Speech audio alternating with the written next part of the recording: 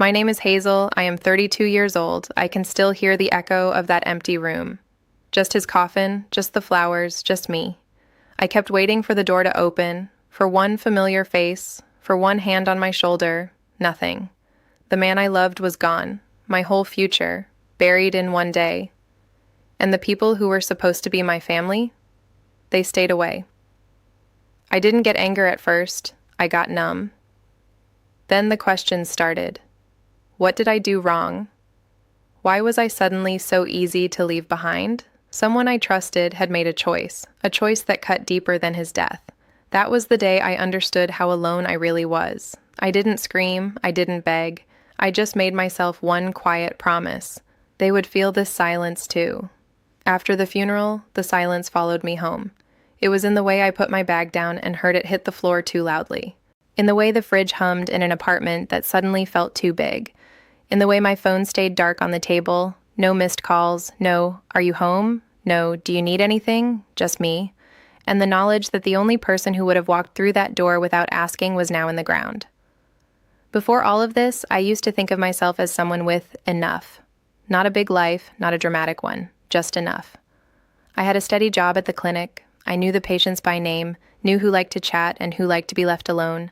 I printed forms, answered calls, calmed people down when tests were delayed. They trusted me because I was always there, at the same desk, with the same quiet voice. At home, it wasn't that different. I liked routines, a certain mug in the morning, the same route to work, dinner around the same time every night. My husband used to tease me about it, but he also said it made him feel safe. He wasn't perfect. Neither was I. We argued about bills, about his shifts, about how little time we sometimes had for anything except work and sleep. But I didn't go to bed scared. I went to bed next to someone who would set an alarm just to make sure I didn't oversleep on the mornings I was exhausted. My parents knew him, not deeply, but enough. He came to birthdays, helped fix small things in their flat, listened to my father's long stories, even when he was tired. My mother thanked him for taking care of me, but there was always a distance. Like she was waiting for something to go wrong so she could say, "See? I told you." My best friend filled the emotional gaps my family left. She was the one I called when I needed to cry or complain or just say, "I'm tired of being the responsible one." She listened, then gave advice I didn't always want, but usually took. She didn't love my husband, but she respected that I did. At least, that's what I thought. Looking back, there were small things, jokes that stung a little. Are you sure you're happy, or are you just used to him? You always make excuses for him. One day that's going to bite you. When things got hard, when his health started acting up, when he had to cut back shifts and the money got tighter, those comments got sharper. You're carrying him. You deserve more support than this. Sometimes I vented to her about our arguments, not because he was cruel, but because we were both tired and scared. I said things like, "I can't do this alone," and "I'm so frustrated with him." I thought I was just unloading stress somewhere safe. I never imagined those sentences would be taken as the whole story. The night he ended up in the hospital, everything moved fast. One minute he was insisting he was fine, just a bit dizzy. The next, I was in a stiff plastic chair, watching machines and numbers and faces I usually saw from behind a reception desk. I called my parents, no answer at first. Then a text. "We're already in bed, keep us updated." I called my best friend. She picked up, listened, and said, "Let me know what they say." Her voice sounded tired, more annoyed than worried. I told myself it was just bad timing. People have lives. Not everyone can drop everything. He didn't come home. The days after were a blur of paperwork, arrangements, and choices I never wanted to make. I walked around in a kind of thick, heavy quiet. People from the clinic were kind. My manager told me to take my time. One nurse came by with a casserole and awkward hugs. I messaged my parents about the funeral details. My mother replied, "We'll see how your father feels. It's a lot for him." My best friend saw my message and didn't reply for hours. When she did, she wrote, "I don't know if I can make it. This is complicated for me. You know that." Complicated how? The words bothered me, but I was so numb I let them slide past. I thought, she's just uncomfortable with grief. Not everyone knows how to handle funerals. On the day itself, I stood at the back of the small chapel before they brought him in and checked the door every few minutes. Maybe they're late, traffic, wrong bus. The man from the funeral home asked gently if we were ready to start. I said yes, even though nothing in me felt ready. Through the entire service, my eyes kept drifting to the door. They never walked in. Later, back at home, I checked my phone again and again, a text from my mother. Hope it went as well as it could. We'll talk later. Nothing from my best friend. The next day, I went to the clinic. I didn't have to, but I couldn't stand my own walls anymore. People were kinder than usual. Small touches on my arm, quiet, "I'm sorry." On my break, one of the nurses, Lila, asked if I wanted to sit outside. We took our coffees to the small bench near the entrance. She hesitated, then said, "I'm really sorry you had to go through that alone." I shrugged. People grieve in their own ways. Maybe it was hard for them. She looked at me for a moment as if deciding whether to say something. "Your friend came in last week," she said carefully. Before he passed." I frowned. "To the clinic?" She nodded. "She was upset, said she was worried about you, that things at home were bad." My stomach tightened. "Bad how?" "She made it sound like you were trapped," Lila said slowly. "That he didn't treat you well, that she was trying to get you to leave and you wouldn't. She asked about resources, support, the kind of information we give when someone might not be safe at home." I just stared at her. My coffee cup felt too light in my hands. "I didn't say anything to anyone," Lila added quickly. "It wasn't my place. I just listened. I told her if you ever wanted to talk to the doctor privately, we could arrange it." I couldn't seem to find my voice. "She also said," Lila went on slowly, "that your family had decided they couldn't pretend in front of him anymore, that coming to see him or to a service would be hypocritical after what you'd told them." I blinked. "After what I'd told them?" My voice sounded small, strange. Lila looked confused. "She said you'd opened up, that you finally admitted he'd been hurting you for years. That's why they stayed away," she said. "They didn't want to honor someone who had made your life a misery." Her words, not mine. The air around me seemed to thicken. I thought of every late-night complaint I'd ever made about being tired, about arguing over money, about feeling unseen some days. Ordinary marriage frustrations poured out to someone I thought was on my side. I had never once said he made my life a misery. I had never called him unsafe. My fingers tightened around the paper cup until it crumpled. Hot coffee spilled over my hand, but I barely felt it. In that moment, sitting on a plastic bench outside my own workplace, listening to someone else repeat a version of my life I didn't recognize, something inside me went very, very still. It wasn't just that they hadn't come. It was why. I went back inside after talking to Lila, but the clinic felt different. The lights were too bright, the corridor too narrow. Every familiar face looked slightly unfamiliar, as if they knew something about me that I didn't. The rest of my shift, I worked on autopilot. I checked people in, I answered phones, I smiled. Inside, one question kept looping. Did I say that? Did I ever say my life was misery? That night, I pulled out my phone and scrolled back through months of messages with my best friend. Our whole friendship laid out in bubbles and timestamps. There I was, complaining after long days. I'm so tired of doing everything. We fought again about money. Sometimes I feel invisible. Normal, I thought. Things people say when they're worn down, but in between my messages were hers. This is not normal. That's how controlling partners are. This sounds like abuse. I hadn't noticed at the time how often she'd use that word. I'd even replied once, "It's not abuse, he's just stressed and stubborn." She had answered, "You're not ready to admit it yet. One day you will." Seeing it now, my stomach turned. The story she told Lila didn't come from nowhere. It had grown out of my tired words, gently pushed, retold in her language, not mine. A few days later, one of the radiology techs passed me in the hallway and stopped. "I'm glad you came back," she said softly. "I was worried about you. It must feel lighter now." "Lighter?" I repeated. She lowered her voice. "Being free, after everything you went through at home." I stared at her, and she realized she'd said too much. "I just mean, if you ever want to talk," she mumbled, then hurried away.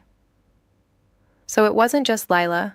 There was a version of my marriage circulating in this building, one where his death was my escape, not my loss. The first time I called about his small life insurance, I expected routine questions. Instead, the woman on the phone hesitated.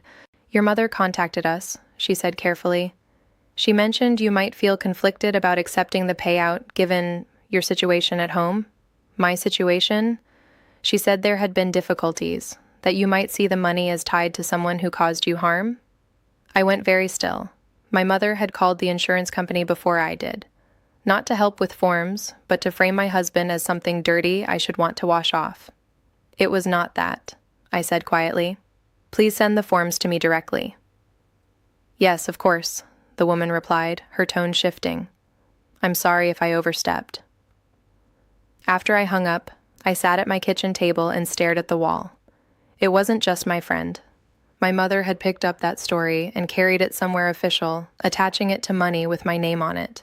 Later that week, I finally called his sister. I'd been putting it off, telling myself she needed space. When she answered, her voice was polite, but distant. "I wanted to check on you," I said, "and to say I'm sorry you couldn't make it to the funeral." There was a pause. "We thought it was better that way," she replied. "Better how?"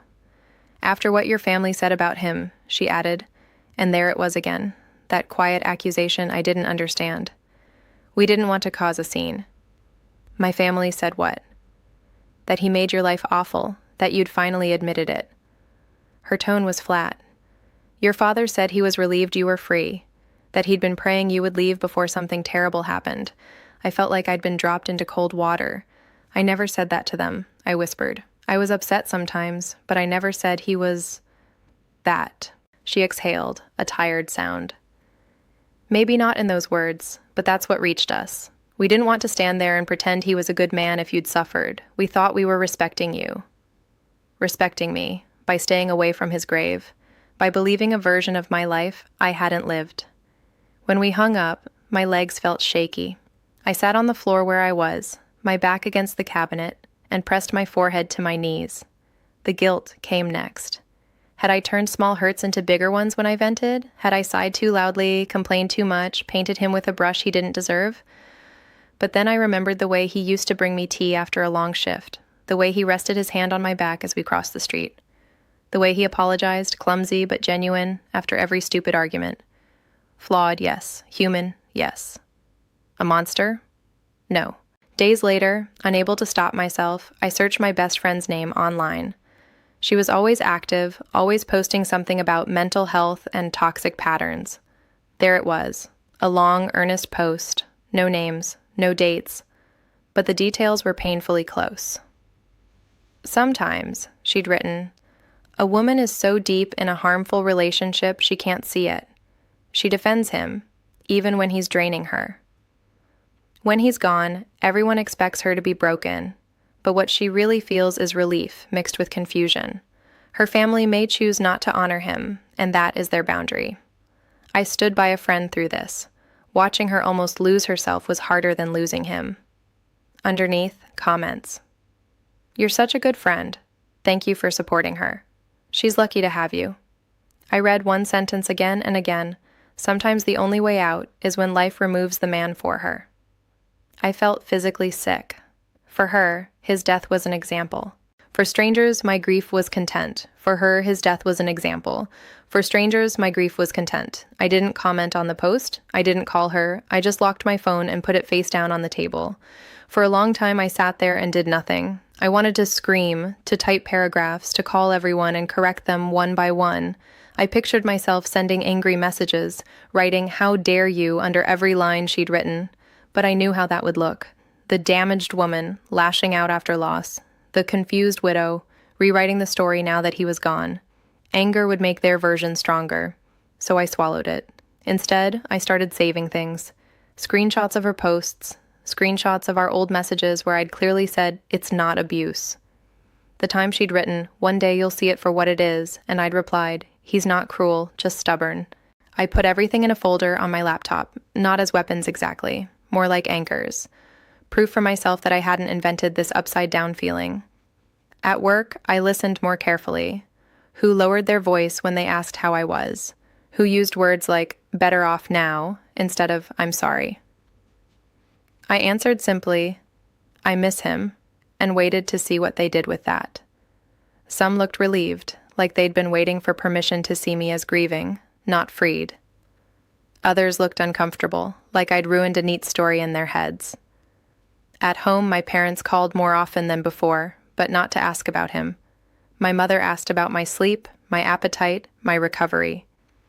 My father talked about new beginnings and lessons learned. Once he said, "Sometimes life removes what harms us. You mustn't feel guilty for the relief." "I don't feel relief," I said quietly. He laughed awkwardly, as if I were just not ready to admit it yet. A part of me wondered if I should just let it go. They had built this lie to make sense of something they didn't understand. Maybe it helped them sleep. Maybe it was their way of coping with tragedy, by turning it into a story of rescue instead of random loss. But every time I thought about just leaving it alone, I pictured his face, how he'd trusted me, how he'd leaned on me when his health got worse. If I let their version stand, then in every room where his name was mentioned, he was the villain. Not a flawed, tired man who tried, but failed. Just a shadow they'd painted so they didn't have to deal with my pain. I couldn't accept that. Not for him, not for me. The word revenge felt wrong on my tongue at first. I wasn't trying to destroy them. I wasn't dreaming of public scenes or dramatic confrontations. What I wanted was simpler. I wanted their words to sit next to the truth and watch themselves fall apart. I wanted them to feel, slowly, what it was like to have your story taken away. So I started making small, deliberate choices. I called the insurance company again and asked to put a note on my file. "Please do not discuss my case with any third party without my written consent." My voice was calm, businesslike. I went to HR at the clinic and quietly corrected the record.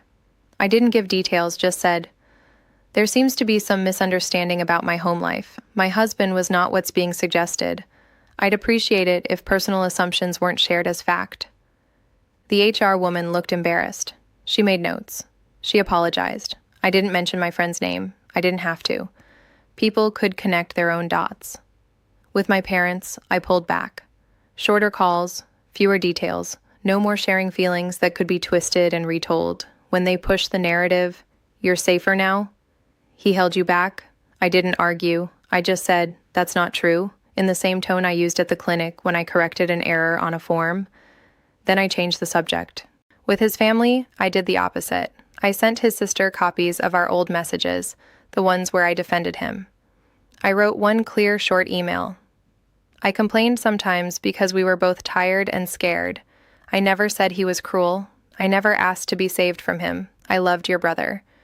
Whatever my family told you, it wasn't my truth. I didn't ask for forgiveness. I didn't ask her to like me. I just gave her the choice to see him as he was, not as my family had described him. At night, when the house was quiet, the doubt crept back. Was I making too much of this? Was I being ungrateful to people who thought they were helping?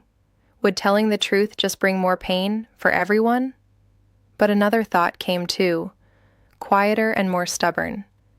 If I stay silent, their story wins. And then they will do this again, to someone else. So I decided I wouldn't rush. I would wait. Wait for the moments they felt most certain of their own goodness. Wait for the right questions from the right people. And when those moments came, I wouldn't shout. I would simply lay the truth down between us, like a document on a desk, and watch what happened when they finally had to read it. The first real shift happened at work. A week after I spoke to HR, an email went out to the whole clinic, a reminder about professional boundaries, confidentiality, and avoiding personal gossip about staff and their families. No names, no fingers pointed, just policy. But people aren't stupid. You could feel the air change. My friend, my former friend, still worked nearby, in another department. Before, she would drop by reception often. Little check-ins, long sighs. "How are you, really?" After the email, she didn't come by. She walked past the front desk quickly, eyes on her phone. If we ended up in the same room, she suddenly had somewhere else to be. I watched. I didn't chase her. At lunch one day, I heard our two youngest nurses talking quietly behind me. "I thought she said her friend was safer now," one whispered. "Yeah," the other murmured. "But did you see those messages HR showed? It didn't sound like that at all." I didn't turn around. I just stared at my soup and felt something loosen in my chest. That was the first crack. Her version of my life no longer matched the evidence. A few days later, she finally messaged me. "Hey, we haven't talked. I feel like there's weirdness. Can we clear the air?" I looked at the screen for a long time. Then I sent one reply. "I know what you told people about my marriage. I know about the post. Do not use my life for your stories again." I attached one screenshot, her social media post side by side with my old message where I'd written, "He's not abusive, just stubborn and scared. I love him." She replied quickly, "I was just trying to help. You were in denial. I was protecting you." I didn't answer. A few hours later, I checked her profile again. The long, helpful post was gone. In its place was a short note. "Sometimes we speak before we fully understand someone's situation. I'm learning to be more careful." No details, no apology to me. But the comments under that one were different. No rows of praise, mostly silence. A few lukewarm emojis. Her audience had felt the gap, even if they didn't know why. The second shift came from his family. His sister replied to my email late one night. "I read everything," she wrote. "I also went back through my messages with you. You never said what your parents claimed. I'm ashamed we believed them." She asked if I would come to a small family lunch on his birthday. Not a ceremony, just a meal. To remember him as he was, I almost said no. The thought of facing their eyes, knowing what they'd been told about me, made my stomach twist. But I said yes. At the table, his mother hugged me longer than she ever had. His sister sat beside me, not across from me. They told stories about him, childhood pranks, teenage mistakes, small kindnesses. They asked me what he was like on ordinary Tuesdays. Nobody used the word freedom. Nobody hinted I was better off. Later, when his sister walked me to the car, she said quietly, "Your father came to see us. He tried to explain himself. Said he only repeated what he'd heard from your friend. We asked him why you had messages saying the opposite. He didn't have much to say after that." I pictured my father sitting in their living room, his usual certainty slipping. His words, so solid in our house, sounding thin somewhere else. That was the second crack. The story couldn't travel anymore without falling apart. The insurance company sent the payout a month later. With it came a short letter. "We have updated your file to reflect that any previous third-party statements about your personal situation did not originate from you and may not be accurate. Future decisions will be based on your direct communication only." It was just a paragraph, dry language, but it meant this. On paper, in a place that dealt in facts, my mother's version had been quietly marked as unreliable. She called me the next day, unusually sharp. "They made it sound like I lied," she said, "like I exaggerated." "You did," I answered. My voice was calm. "You took my tired words and turned them into something they weren't." She went quiet. For once, she didn't rush to fill the silence.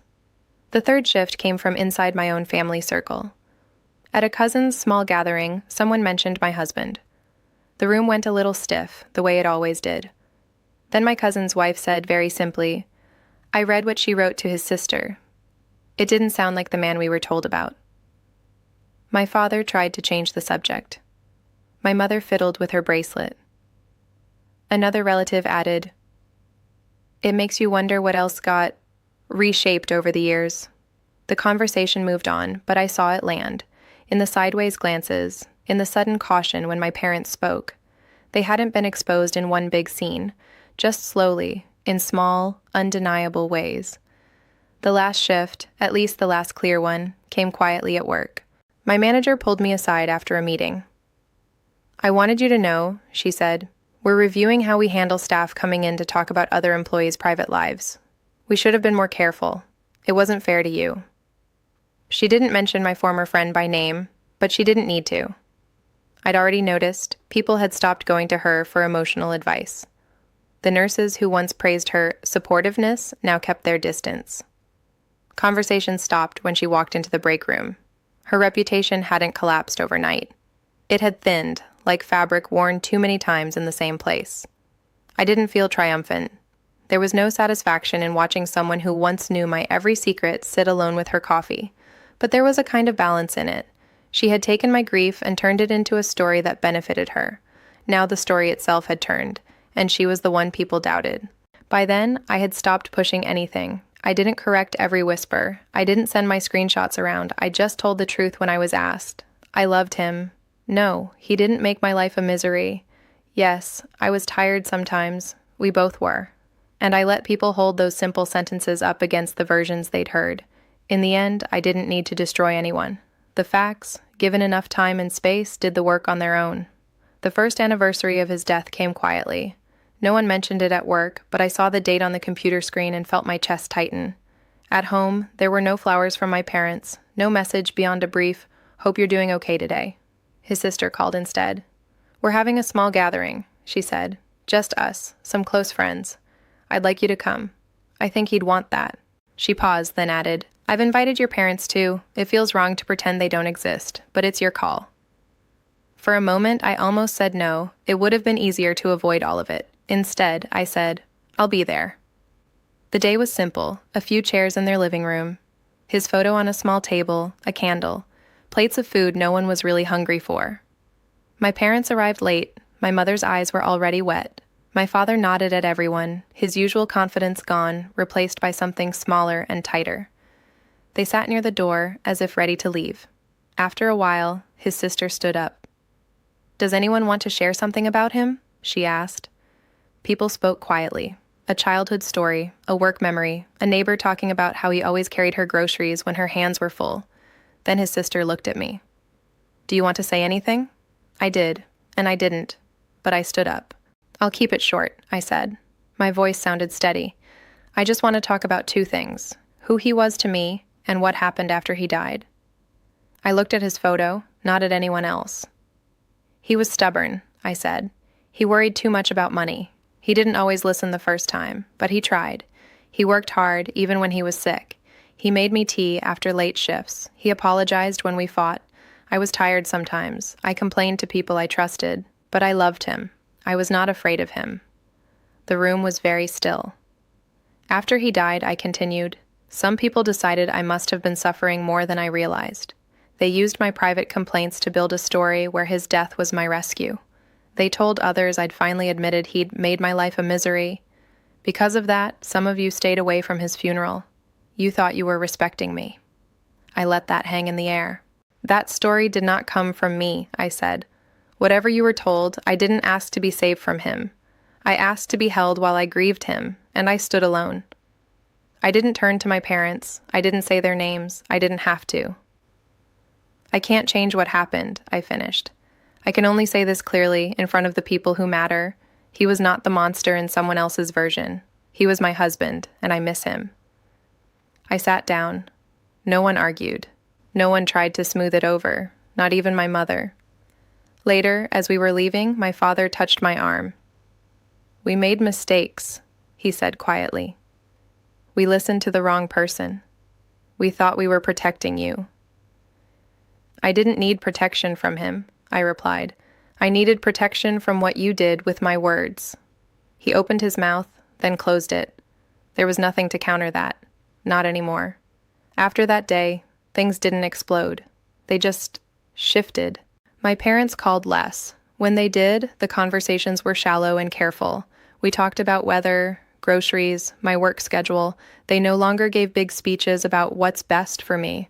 That part of them seemed to have shrunk. They were still my parents. I still answered. But I changed the forms at my doctor's office and at work. Emergency contact, next of kin. I wrote his sister's name instead of theirs. That was an irreversible thing, even if no one outside those files would ever see it. At the clinic, my former friend kept her job, but her role changed. People stopped introducing her as the one you go to when you're struggling. She became just another colleague. Eventually, months later, I heard she was transferring to another facility. No farewell lunch, just a brief email and a quiet exit. She messaged me once more before she left. "I never meant to hurt you," she wrote. "I only wanted you to see the truth." I typed, deleted, and retyped several responses. In the end, I sent one line. "You didn't show me the truth, you replaced it." Then I muted the conversation. Permanently. Justice didn't look like a big scene or a public apology. It looked like this. My parents no longer trusted my inner life. My friend no longer trusted anyone. My husband no longer only remembered through the lens of a lie. On the next anniversary, I went to his grave with his sister. We stood there in a quiet that felt different from that first day. Not empty, just honest. I laid my hand on the cool stone and thought about all the things they had taken from me. My mourning, my story, my right to say I had loved him without qualification. Then I thought about what I had taken back. They chose not to stand beside me at his funeral. In the end, that was the day they stepped out of the front row of my life and never found their way back.